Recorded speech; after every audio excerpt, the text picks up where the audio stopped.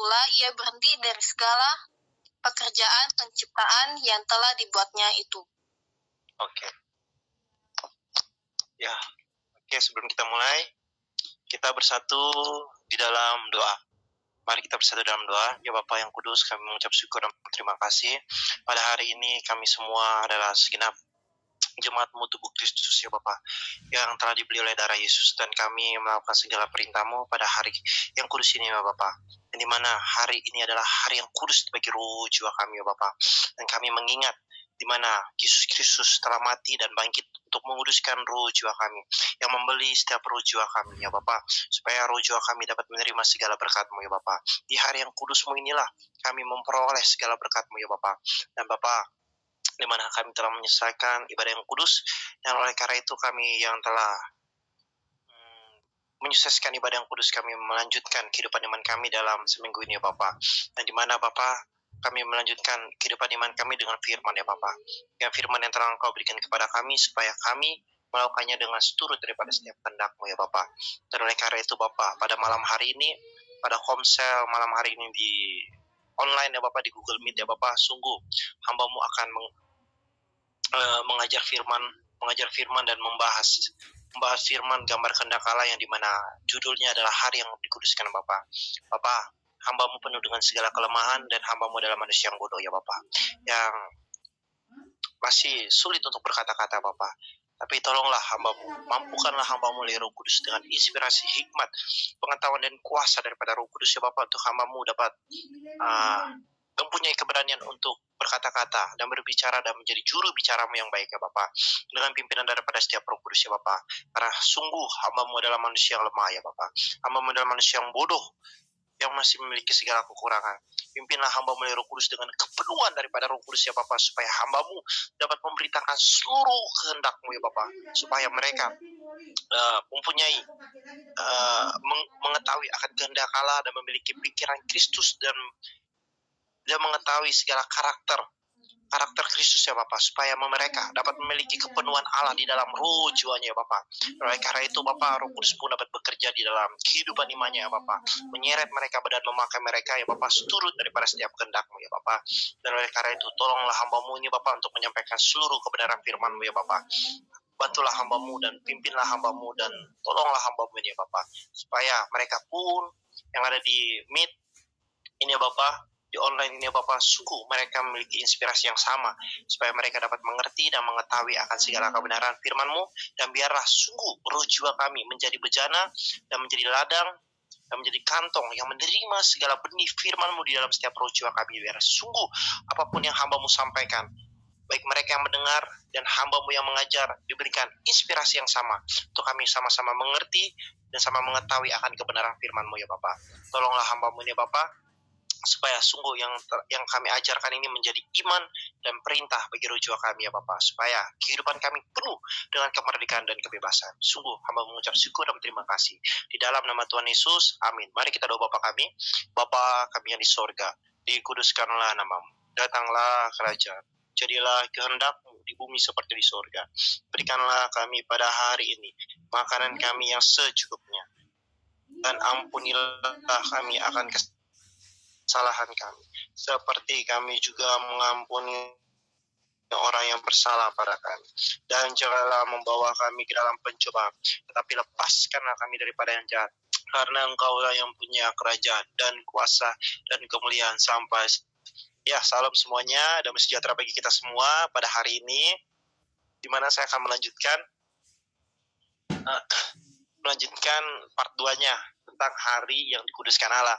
Kemarin kan kita sudah saya sudah menjelaskan tentang berkat itu, yang dimana Allah memberikan dua berkat. Allah memberikan dua berkat kepada kita. Berkat apa? Jasmani, atau berkat materi, atau berkat rohani. Nah, ini yang akan kita miliki. Tetapi gimana cara kita memperoleh dua berkat ini nih? Dua berkat ini gimana cara kita mendapatkannya? Dengan cara apa? Nah, dan oleh karena itu kan kita mengetahui ayat dasarnya tadi yang telah dibaca Stefani. Nah, ayat dasarnya ini kalian harus perhatikan dengan baik-baik. Kalian harus perhatikan dengan baik-baik. Perhatikan dengan baik-baik. Saya bacakan ulang ya. Lalu Allah memberkati. Allah memberkati. Allah memberkati. Memberkati hari ketujuh itu dan menguduskannya. Allah memberkati dan menguduskannya. Allah memberkati dan menguduskannya. Karena pada hari itulah ia berhenti dari segala pekerjaan penciptaan yang telah dibuatnya. Jadi apa? Jadi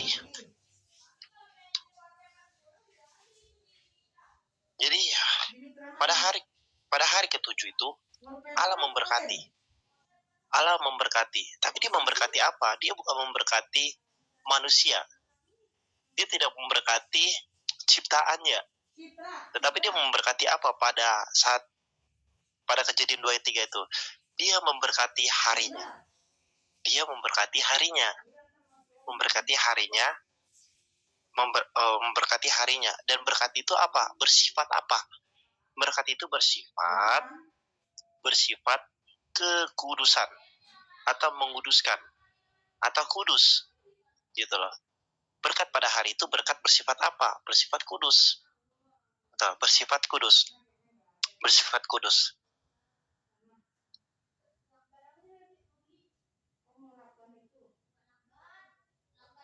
Jadi berkat tersebut itu di mana Allah berhenti. Allah berhenti dari segala pekerjaan penciptaannya. Allah berhenti dari segala pekerjaan penciptaannya yang telah dibuatnya. Jadi ketika dalam 6 hari dia menciptakan langit, cakrawala, bintang, bulan, tumbuh-tumbuhan, apalagi ikan di laut, burung-burung di udara, baru apalagi manusia dan binatang ternak, melata dan binatang liar. Allah menciptakan itu semua. Tetapi pas hari penciptaan itu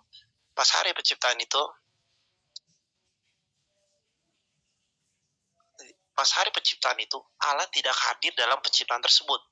Allah tidak hadir pada hari penciptaan tersebut. Pada 6 hari itu Allah tidak hadir pada saat itu. Tetapi ketika di hari yang ketujuh ini, di mana Allah hadir. Allah hadir pada hari yang ketujuh tersebut. Allah hadir pada hari ke-7. Dia hadir dalam hari yang ke-7 itu. Dia beristirahat pada hari tersebut.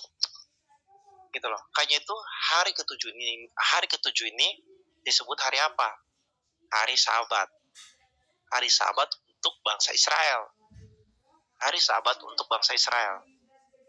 Kayaknya itu ketika bangsa Israel beribadah pada saat hari Sabat, dia apa? Beristirahat. Sama seperti hari ke-7 tersebut. Dia beristirahat dari pekerjaan-pekerjaannya selama 6 hari. Hanya itu ketika dalam hari Sabat, dia tuh tidak bekerja apapun. Benar-benar kayak cuma diam doang. Wah, lu tidur santai aja, nggak usah bekerja. Gitu loh. Jadi pada hari Sabat itu bangsa Israel jangan ngapa-ngapain, nggak usah bekerja. Lu cuma tidur, beristirahat, diam aja. Gitu loh. Lu cuma diam doang. Sebenarnya santai pada hari Sabat. Cuma lu diam baik, lu diam aja, duduk aja, tidur aja, atau segala macam. Jangan melakukan pekerjaan. Benar-benar di hari itu lu istirahat. Lu benar-benar istirahat. Gitu loh. Benar-benar beristirahat pada hari itu. Dan ketika mereka menjaga hari Sabat itu saat beribadah, apa? Allah pun hadir pada hari Sabat tersebut. Allah hadir dalam ibadah tersebut. Gitu. Allah hadir pada hari Sabat tersebut. Pada hari ke-7 pun Allah hadir bersama dengan bangsa Israel pada saat itu. Dalam hari Sabat. Nah, dari sini mereka yang merayakan hari Sabat, apa? Mereka yang merayakan hari Sabat, apakah mereka mendapatkan berkat? Ketika mereka menjalankan ibadah pada hari Sabat itu, mereka memperoleh berkat tidak? Ayo, mereka memperoleh berkat tidak ketika dia menjalankan pada hari Sabat? Dia memperoleh berkat. Tetapi berkat apa? Berkat apa? Ini yang harus kita tahu. Bangsa Israel ketika menjalankan hari Sabat itu dia menerima berkat. Ketika dia beribadah, dia menerima berkat. Nah, kita harus tahu berkat apa. Yang harus kita ketahui nih, berkat apa? Berkat apa yang dia diterima oleh bangsa Israel? Kalau gue ngomongnya kecepatan, tolong kasih tahu ya. Tolong kasih tahu. Soalnya gue juga agak gugup-gugup juga cara berbicaranya. Ketika dia menjalankan hari Sabat, dia akan memperoleh berkat. Dia akan memperoleh berkat. Dan kita harus ketahui berkat apa yang diterima oleh bangsa Israel. Ini dia. Berkat materi. Berkat materi. Berkat materi. Dia hanya menerima berkat materi saja. Hanya menerima berkat materi. Tetapi secara rohnya gimana? Nah, ini yang harus kita tahu. Secara rohnya dia tidak menerima berkat. Artinya apa? Rohnya tidak mendapatkan kekudusan. Rohnya tidak mendapatkan kekudusan. Rohnya tidak mendapatkan kekudusan. Artinya apa? Walaupun bangsa Israel menjalankan hari Sabat, roh jiwanya pun tidak memperoleh kekudusan. Roh jiwanya tidak mendapatkan kekudusan. Artinya apa? Tidak memperoleh berkat itu. Tidak memperoleh berkat secara roh, tetapi secara jasmani, materi doang yang dia peroleh. Materi yang dia peroleh secara berkat berkat materi aja yang mereka peroleh untuk bangsa Israel ketika mereka menjalankan hari Sabat.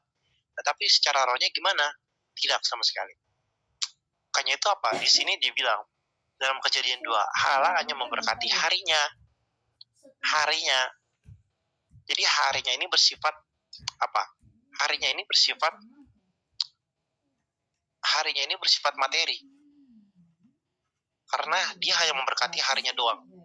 Tidak memberikan rohnya. Yang itu apa? Pada hari Sabat ini dia pun tidak bisa menguduskan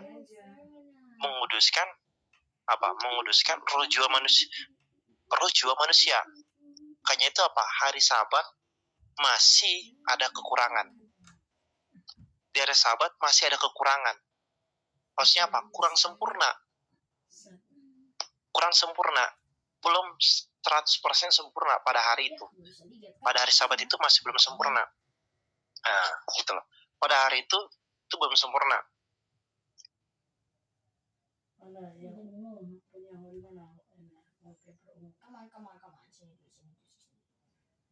Yaitu walaupun mereka menjalankan hari Sabat, segala sesuatu apa? Roh jiwanya tetap kotor di hadapan Allah. Maksudnya tetap orang berdosa. Roh jiwanya tetap berdosa. Tidak bisa dikuduskan. Kayak itu hari Sabat ini harus disempurnakan. Hari Sabat ini harus disempurnakan. Oleh siapa? Ini dia yang harus kita tahu. Dia harus disempurnakan. Makanya itu Yesus berbicara kepada bangsa Israel. Dia berbicara kepada bangsa Israel. Dia bilang begini. Ayo kita baca yuk. Di Markus 2.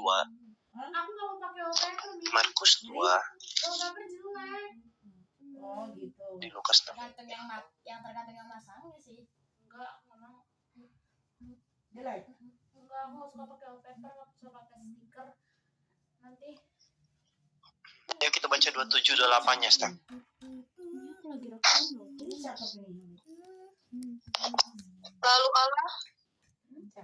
Lalu 27-28. Iya. Lalu kata Yesus kepada mereka, hari Sabat diadakan untuk manusia, bukan manusia untuk hari Sabat. Jadi anak manusia adalah juga Tuhan atas hari Sabat. Iya. Jadi Yesus menceritakan bahwa dia adalah Tuhan atas hari Sabat. Maksudnya apa? Dia bilang nyampaikan begitu. Artinya apa? Kamu kayak anak kecil pakai ngambek-ngambekan. Dia menyampaikan itu supaya Diam loh, aku lagi rekam. mengatakan anak manusia dibilang kata Yesus dia adalah Tuhan atas hari Sabat. Mana dia bilang dia akan menyempurnakan hari Sabat itu melalui dirinya. Melalui dirinya dia menyempurnakan hari Sabat tersebut. Melalui dirinya. Dengan cara apa?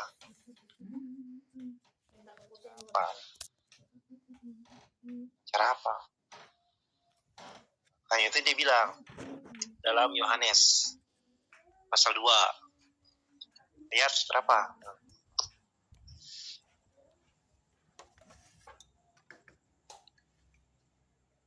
Ayat 19.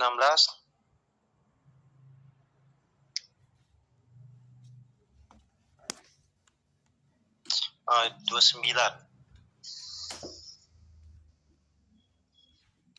Ini Mami dempul dulu ya? 29 lagi. Ayat 21, 19 sampai 21. Yohanes pasal 2 ayat 19 sampai 21. Yoi. Jawab Yesus kepada mereka, "Rombak bait Allah ini, dan dalam 3 hari aku akan mendirikannya kembali." Lalu kata orang Yahudi kepadanya, 46 tahun orang mendirikan bait Allah ini, dan engkau dapat membangunnya dalam 3 hari? Tetapi yang dia maksudkannya dengan bait Allah ialah tubuhnya sendiri. Iya. Dengan dirinya sendiri yang adalah bait Allah. Dan tubuhnya sendiri ialah bait Allah. Kayak itu. Dia bilang, ya Tuhan atas hari Sabat apa? Dengan dirinya lah dia dapat menguduskan manusia. Melalui apa? Melalui apa? Kematiannya. Melalui kematiannya. Melalui kematiannya. Kayak itu dengan kematiannya apa? Dengan kematiannya apa? Dia menumpahkan darah. Dia menumpahkan apa? Darah. Melalui dirinya.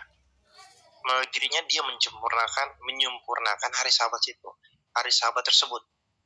Hari Sabat tersebut dia menyempurnakan melalui darahnya. Makanya itu melalui darahnya itulah kita dapat dikuduskan. Roh jiwa kita dikuduskan. Pada hari pada kematiannya itu darahnya ditumpahkan, dicurahkan bagi kita yang percaya akan darahnya. Oleh itu mereka yang telah percaya pada darahnya, dalam kematian itu dia menyempurnakan hari Sabatnya. Artinya apa? Dia akan memperoleh berkat secara rohani. Dia akan memperoleh berkat secara rohani ketika dia mempercayai darahnya. Kayak itu orang yang melakukan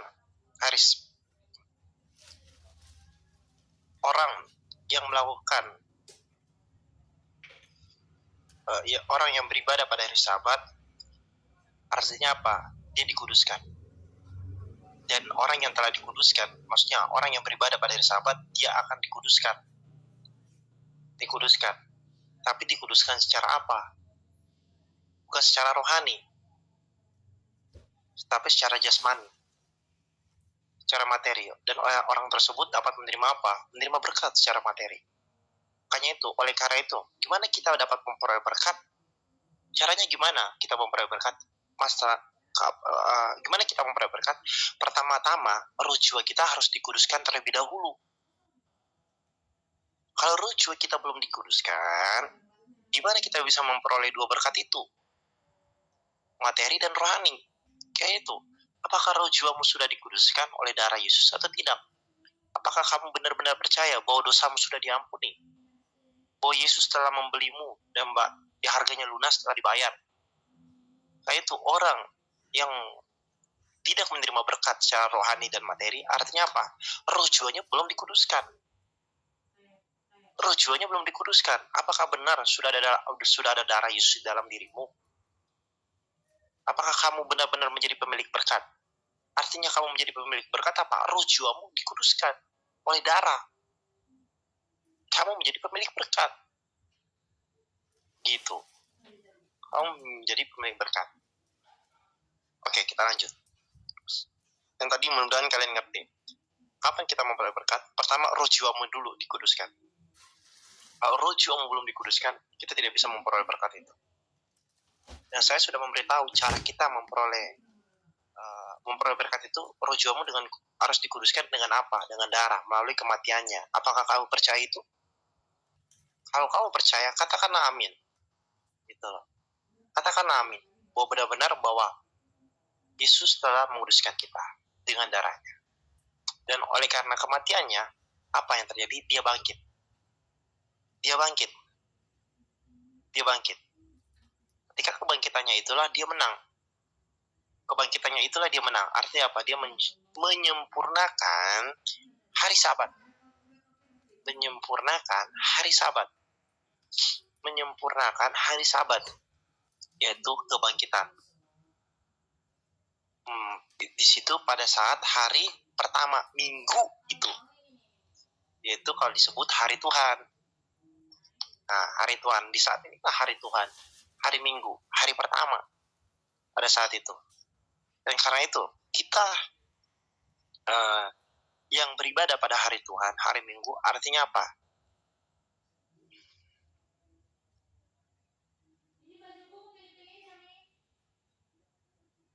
Nah, jadi apa? Pada saat hari Tuhan itulah, di sini kita mengingat apa? Akan kematian dan kebangkitan. Inilah hari Tuhan. Yang dimana kesempurnaan pada hari Sabat. Kesempurnaan pada hari Sabat. Oleh karena itu kita selalu mengingat hari Tuhan itu hari yang dimana roh jiwa kita telah dikuduskan. Ketika kita mengingat hari ini, kita akan selalu mengucap syukur. Kita akan selalu mengucap syukur bahwa apa? Dosa-dosa kita sudah diampuni. Tapi apakah mereka masih menyadari itu? Apakah benar-benar mereka mengingat hari Tuhan? Apakah mereka hanya datang saja pada hari Tuhan? Ayo, gimana nih? Kamu tahu gak kenapa kamu beribadah pada hari Tuhan? Kadang-kadang orang Kristen sulit untuk mengetahui ini. Dan hanya datang, karena emang hari Minggu untuk beribadah. Karena emang hari Minggu, ya hari Tuhan bangkit doang. Udah tahu ya hari Tuhan bangkit. Gitu loh. Sekarang orang salah pengertian tentang hari Tuhan ini. Nah itu kita harus memahami pengertian hari Tuhan ini. Hanya itu. Kayak itu ya.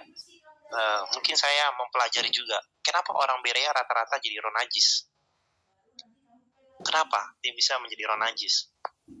Kenapa dia bisa jadi roh najis? Pertama, yang saya tahu nih. Saya nggak tahu, mungkin ini saya juga masih belajar nih. Nanti kalau mungkin kalian bertanyalah pada Evangelis Heru, Diakon Hardi atau segala macam, saya juga masih belajar. Yang saya tahu aja, yang saya tahu. Pertama, kenapa orang Berea bisa jadi roh najis? Pertama, masalah baptisan. Masalah baptisan. Apakah ada pengertian atau tidak? Masalah baptisan. Dan yang kedua, pada hari Tuhan. Apakah dia benar-benar mengerti pada hari Tuhan dia beribadah untuk apa? Ini dia masalahnya. Kalau orang tidak mengerti pada hari Tuhan, selama ini dia beribadah, selama ini menjadi kesia-siaan. Kalau dia tidak ada pengertian pada hari Tuhan, ini bisa jadi roh najis walaupun dia sudah orang Berea. Itu permasalahannya. Kalau benar-benar mereka tidak mengerti pada hari Tuhan, dia untuk apa dia beribadah? Kalau dia tidak mengerti ini, hati-hati. Lebih baik cepat-cepatlah bertobat. Kalian belajar. Karena itu jangan pernah bosan akan pengajaran ini. Karena dalam pengajaran inilah kita dapat diingatkan kembali. Gitu loh.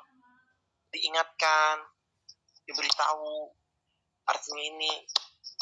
Supaya ketika kita mengingat, wah Bapak, selama ini saya salah.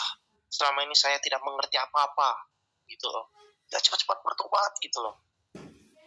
Oh, selama ini saya kurang memahami, kurang mengerti.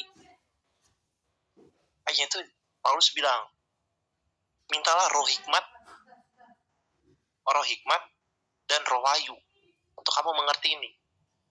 Mintalah itu supaya kamu dapat memahami ini dengan baik. Kalau kamu tidak bisa memahami ini, gimana kamu dapat memperoleh berkat secara roh? Gitu loh. Secara roh. Kita harus mengetahui hari Tuhan ini. Kita harus benar-benar memahami. Kalau tidak, bisa jadi kalian bisa jadi setan. Benar-benar bisa menjadi setan. Oke. Ketika kita melakukan pada hari Tuhan, ketika kita beribadah pada hari Tuhan, apa? Di mana Allah pun hadir pada saat hari Tuhan. Allah pun hadir pada saat hari Tuhan. Makanya itu beribadah itu Allah hadir pada saat itu. Allah hadir pada saat itu. Gitu loh. Allah pun hadir. Kayaknya itu benar-benar ketika kita beribadah, kita itu berhadapan dengan Allah. Kita berhadapan dengan Allah, memandang wajahnya. Kita sedang bertemu dengan Raja. Gitu loh. Kayaknya itu kita benar-benar harus menaruhi di bawah dengan rasa hormat dan takut di hadapan Dia. Itulah saat ibadah. Kalau kalian dalam ibadah hanya datang terus pas khotbah,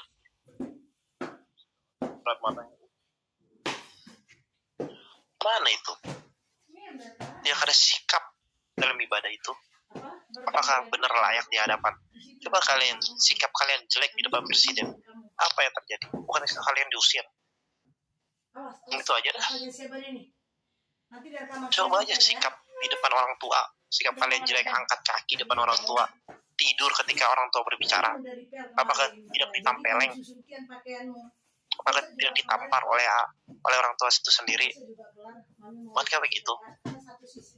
Ayo, kalian tahu lah mungkin pengalaman. Kalau saya banyak pengalaman. Gitu loh. Jadi begitu. Apakah kalian benar-benar mengerti? Di hari Tuhan itu Allah hadir saat itu juga. Dia ingin memberkati kalian. Dia ingin menguduskan kalian pada saat hari Tuhan itu. Nah itu ketika pastor mengangkat tangannya, dia memberkati kalian. Nah, benar-benar sungguh untuk memperoleh berkat itu gitu loh. Nah itu dengan keras kita yang berseru, amin. Amin, karena berkat yang kalian peroleh itu kekal. Berkat yang kalian peroleh itu kekal. Dan berkat ini akan berkelanjutan. Dan ini tidak akan terputus. Berkat ini terus berkelanjutan. Oke?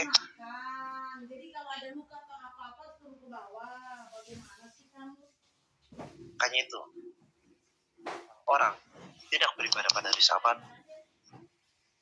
Kalau orang tidak beribadah pada hari Sabat, artinya apa? Dia tidak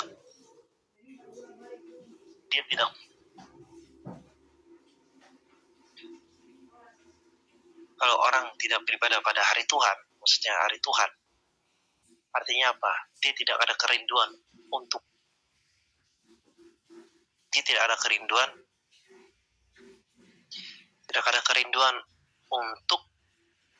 memperoleh kerajaan surga. Tidak mempunyai pengharapan. Kayak itu dalam ibadah kita benar-benar merindukan. Kita benar-benar merindukan bahwa supaya roh jiwa saya dapat tinggal dalam kerajaan surga. Itulah kerinduan kita saat ibadah. Apa kerinduanmu? Kalau benar-benar mereka tidak pentingkan ibadah, berarti dia tidak mempunyai tempat di kerajaan surga. Dia tidak mempunyai tempat dalam kerajaan surga. Dia tidak mempunyai pengharapan akan kerajaan surga. Tapi kita yang benar-benar pada hari Tuhan kita, jiwa saya memperoleh hidup yang kekal, memperoleh tempat dalam kerajaan surga. Dan supaya kita memperoleh keselamatan dan memperoleh kebahagiaan. Itulah kerinduan kita pada hari Tuhan. Apakah kalian memiliki kerinduan ini pada hari Tuhan? Hah?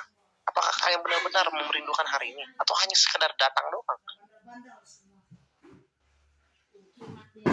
Wah, sebenarnya ini keras sih tapi ya sudahlah. Dan kalian mengerti atau tidak, saya tidak tahu. Kalian harus mengetahui hari Tuhan ini. Kalau kalian tidak tahu, saya tidak tahu lagi. Kayaknya itu kita pusing, kenapa orang Berea bisa jadi roh najis ya? Padahal dia udah selamat. Gimana? Gitu loh. Gimana? Pusing juga kan? Saya pun demikian. Oke, kita lanjut. Ketika hari ketika hari Tuhan itulah kita memperoleh janji. Kita selalu mengingat janji kita. Kita mempertahankan dan meneguhkan iman kita. Pada hari Sabat itu selalu mengingat, oh iya, saya memperoleh janji. Saya adalah ahli waris. Gitu. Selalu mengingat itu. Bahwa kita ini mempunyai warisan. Warisan yang tidak pernah berubah. Warisan tidak pernah berubah. Jadi di sini juga dijelaskan.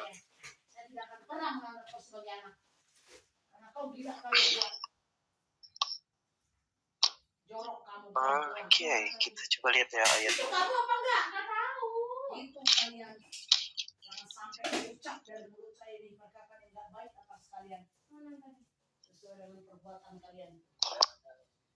Jorok kalian perempuan kayak gitu.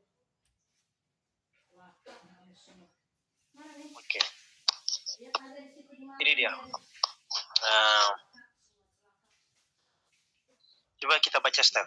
Ibrani 9, 13, 14.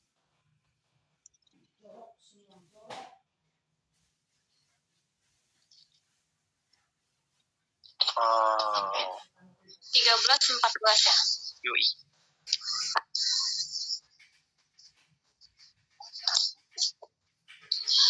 Sebab jika darah domba jantan dan darah lembu jantan dan percikan abu lembu muda menguduskan mereka yang najis sehingga mereka disucikan secara lahiriah, betapa lebihnya darah Kristus yang oleh Roh yang kekal telah mempersembahkan dirinya sendiri kepada Allah sebagai persembahan yang tak bercacat, akan menyucikan hati nurani kita dari perbuatan-perbuatan yang sia-sia, supaya kita dapat beribadah kepada Allah yang hidup. Iya, buat apa kamu dikuduskan? Ayo, supaya kamu beribadah kepada Allah. Itu maksudnya. Buat apa kamu dibeli oleh darahnya? Buat apa kamu disucikan oleh darahnya? Untuk kamu dapat beribadah kepada Allah. Buat apa roh kamu dikuduskan? Buat apa roh jiwamu dikuduskan? Buat apa roh jiwamu dibeli oleh darah Yesus? Supaya kamu dapat beribadah kepada Allah. Itu maksudnya. Aduh. Kayak itu ketika kita dalam ibadah, pertobatan itu, benar-benar kita sungguh-sungguh bertobat. Sungguh-sungguh bertobat. Supaya roh jiwa saya dikuduskan oleh darah Yesus gitu loh. Ketika roh jiwa kita dalam pertobatan itu dengan sungguh-sungguh, roh jiwa kamu dikuduskan, disitulah kamu kita ibadah mengangkat tangannya untuk memberikan berkat kepada kamu. Disitulah kamu akan memperoleh berkat.